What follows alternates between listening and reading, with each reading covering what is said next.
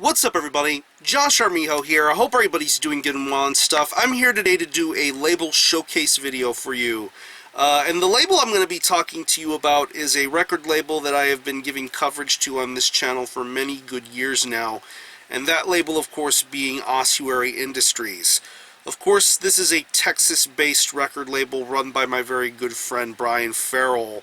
And he has been in the handlings of putting out some very top quality, top of the heap Texas death metal, notably stuff like Braced for Nails, Sect of Execration, early releases from Images of Violence and Ingurgitate, and over the years he has continuously been putting out some very solid releases, even stepping outside the realms of Texas metal by helping getting more bands out to the public eye. Bands like Meat Hook and Forceps, and more recently with younger guns like Desecrate the Faith, putting out Disfigured Arrangement last year. This label has been putting out some very top quality death metal stuff, and also over the years has been responsible for one of the best festivals to come out of Texas, that fest being Building Temples from Death Fest. I've been going to that for the last couple of years, and it gets better and better with time. I'm looking forward to seeing what goes about this year. Of course, I mentioned earlier that bands like Soils of Fate, Euphigenia, Waco Jesus, Cerebral Incubation, PLF, Cognitive, Meat Hook, Blood Scribe, so many more bands to think of. They're all going to be there this year. The basis of this video is I'm going to be talking to you about 3 releases that came out under the Ossuary Industries banner. All of them are death metal, and all of them have a very different and unique sort of approach to them. The first album I'm going to be talking to you about is the debut full-length from the band Composted, entitled Plump Up the Volume. Of course, you can tell by the album cover that this is a band that has a very sick and twisted sense of humor, and it's very well evidented in their style of music and delivery. They're based out of Massachusetts, and this band was formed from the ashes of another really awesome mid to late 2000s band called Terminally You're Aborted Ghost. That was an awesome band, and of course that band has since disbanded. But a majority of the people who were involved in that band previously and currently formed this band called Composted. And pretty much this is a different kind of death metal style as opposed to what that band once offered. And of course, as I mentioned at the beginning, this is some very crazy, over-the-top sort of humor. Very, very controversial, very weird stuff. But besides the humor, you get some very incredible death metal being played. These guys know how to play death metal, and they do so in very well-primed fashion. I love the way that this album sounds. I think this album has a very high-quality sort of production going for it, and I think it brings out the best in this album's musicianship. And as far as the musicianship is concerned, there's a lot to enjoy on here. I love the guitar playing. I love the interplay going on here between the guitar work and the bass work. I love how audible and clear the bass work is on here. It really sounds fun to listen to.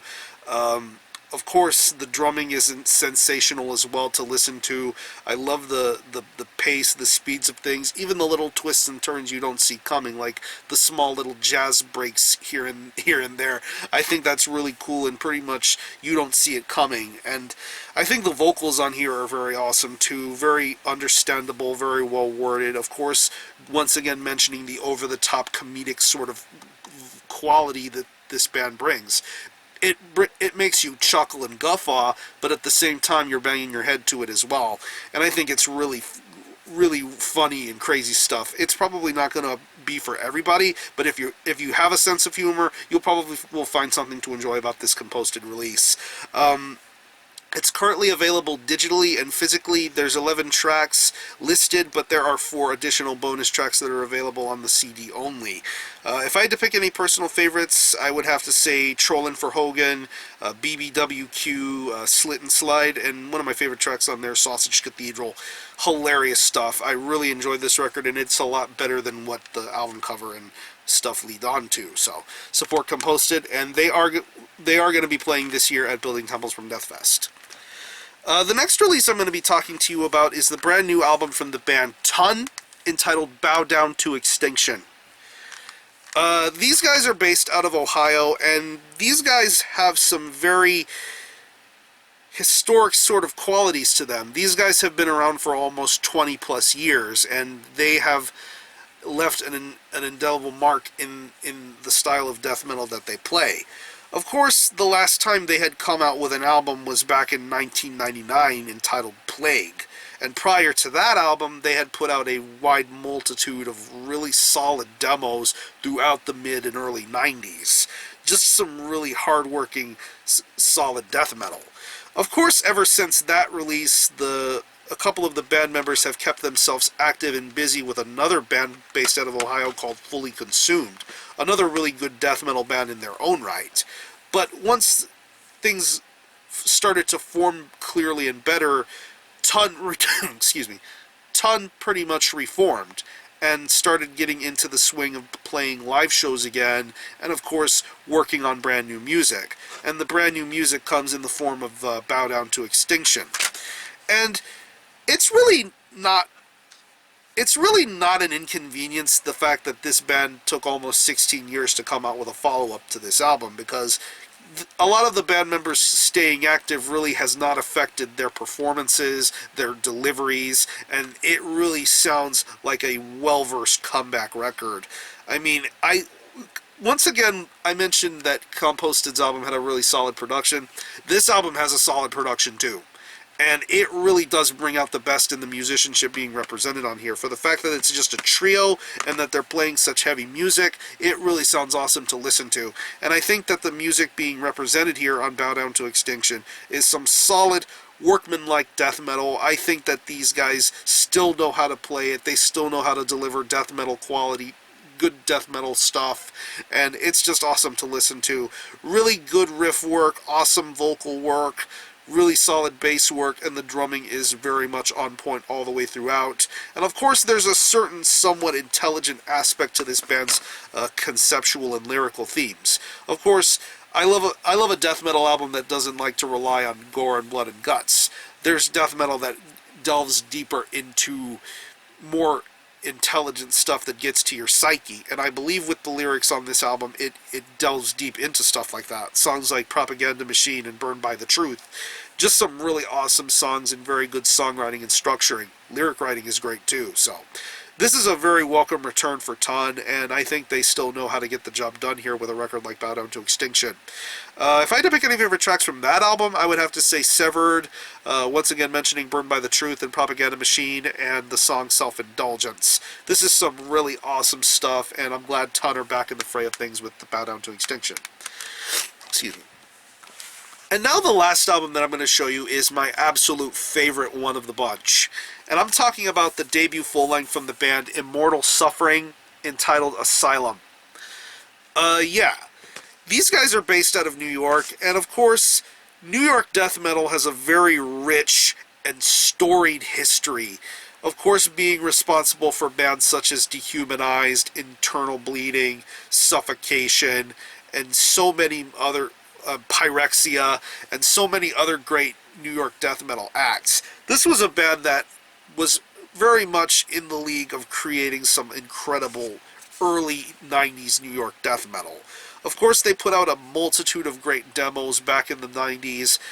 There was a bit of a breakup hiatus of some sorts, and then later on into the late 2000s, Immortal Suffering returned, and pretty much became a dual vocalist sort of onslaught.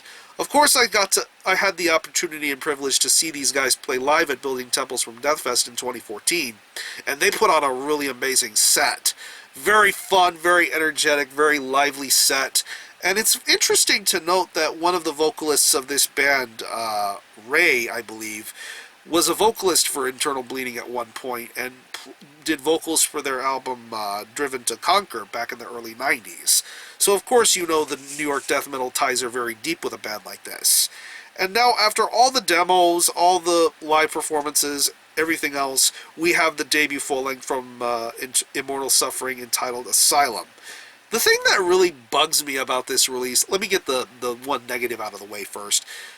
It's way too short.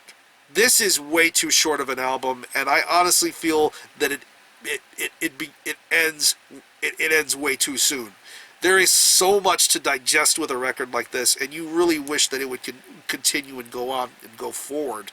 But whatever little time you have to spend with an album like this, prepare yourself for some top quality New York death metal being represented on here. The groovy slams, great drum work, awesome vocal delivery. There's a very distinctive catchiness to a record like Asylum, and I believe Immortal Suffering pull that off perfectly with every single track that's on here. I love the song deliveries. I love the song structures. Once again, going to the more slammy, breakdowny sort of parts. I think they're played very well here, and it really does feel like an authentic throwback to early New York death metal. And Immortal Suffering know what they're doing with a release like this. I think the music is very much top quality. I love the vocal delivery. Two different kinds of vocal styles on here, but I think they both work to their advantage. Once again, pointing out the drumming and the bass work, I think it's really solid stuff. So, if you're a fan of New York death metal, Immortal Suffering is a band to be supporting, and like I said, I really wish this album went on longer because it's just so much fun to listen to. If I had to pick any favorite tracks, I would have to say S.T.F.U.C, Slaughtered Sons, Beast, and the closing track, Ice Pick Lobotomy. So, here it is again, Immortal Suffering with Asylum. And yeah, all three of these releases here are worth owning and being a part of your CD collection. So I will leave you links in the description box as to where you can pick up physical copies of this, and I will link you to some selected tracks that are currently available. I believe albums from the album from Composted is available on their Bandcamp. I'll link you to that. Plus, I'll link you to some selected songs from Ton and Immortal Suffering in the description box. So, all three of these releases are worth your time. Support all these bands. Support Ossuary Industries. I'm going to conclude this video. Thanks a lot for watching. Thanks for checking out my channel. And until next time, Armijo out.